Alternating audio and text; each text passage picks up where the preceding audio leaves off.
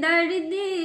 दर्दो नहीं जाने, सासू ने दर्दी दर्दो नहीं जाने, नहीं देलन भार पठाई है, आई पावन बलम संग पूजी तुम, नहीं एला बालम हमार है, दिया दिनी ने दर्दी दर्दो नहीं जाने, नहीं देलन गौर